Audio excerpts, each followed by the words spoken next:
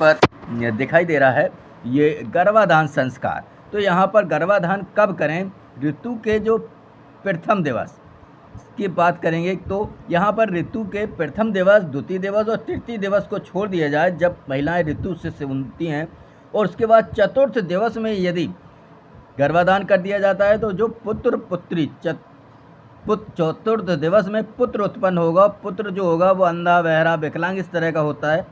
और इस तरह के आपने देखे होंगे, इस तरह के जो रोगधारी बच्चे होते हैं वो उसका कारण यही है माता पिता की एक छोटी सी गलती। 5वें दिवस को कन्या उत्पन्न होगी, और कन्या का अगर हम देखें तो वो भी अंधी, बहरी इसी तरह की होगी। अगर 6वें दिवस की बात करें तो 6वें दिवस का जो पुत्र उत्पन्न होगा वो लगभग भिखारी भी होगा, मतलब इतना निर्धन होगा कि कोई उसे भिक्षा भी नहीं देगा। तो 6वें दिवस भी षष्ठी नहीं करनी चाहिए। 7वें दिवस की अगर हम बात करें, कन्या होगी, व्यभिचारिणी होगी, तो इसलिए 7वें दिवस भी षष्ठी नहीं करना चाहिए। षष्ठी जो करने का सही समय है वो 8वें दिवस से। 8वें दिवस जब हम षष्ठी करते हैं तो 8वें दिवस सुखी पंडित पुत्र की उत्पत्ति होती है। 9वें दिवस सती कन्या होती है, यानी कि स्त्री। यहाँ पर जब लड़का होगा तब लड़का, और जब लड़की होगी तब लड़की, ये बता रहे हैं ये तिथियाँ। 10वें दिन देखें तो सुखी पुत्र उत्पन्न होगा। 11वें दिन धर्मपरायण कन्या उत्पन्न होगी। 12वें दिन सत्यवादी जितेंद्री, ये गुण आगे बढ़ते हुए जाएंगे, ठीक है ना। और यहाँ पर 13वें दिन देखें तो इसी तरह की कन्या उत्पन्न होगी। 14वें दिन देखें तो महासुखी पंडित पुत्र उत्पन्न होगा। 5वें और 15वें दिन देखें तो इसी तरह की कन्या, और 16वें दिन देखें तो महापंडित सुपुत्र उत्पन्न होगा।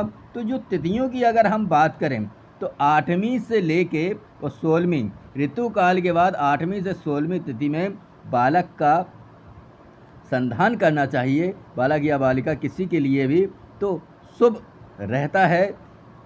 ये सनातन धर्म का एक विस्तृत वर्णन है। अभी मेडिकल साइंस आ गई, लेकिन अगर हम प्राचीन की बात करें तो सनातन धर्म ने इतनी उन्नति कर ली थी उत्पत्ति में कि जो पिपलाद ऋषि थे तो उन्होंने बालक पहले दिन से लेके और गर्भ में किस तरह से रहता है इसका उनके जो एक मंदिर में उसका वर्णन भी लिपिबद्ध तरीके से किया गया है। जबकि उस समय कोई आध्यात्मिक साइंस थी उस समय हम देखें तो आज की जो ना तो अल्ट्रासाउंड था ना कुछ था। आज के लिए बस इतना ही। इससे संबंधित किसी प्रकार की समस्या के लिए आप हमसे सीधे संपर्क कर सकते हैं। श्री शिव माली ब्राह्मण, उत्तर प्रदेश।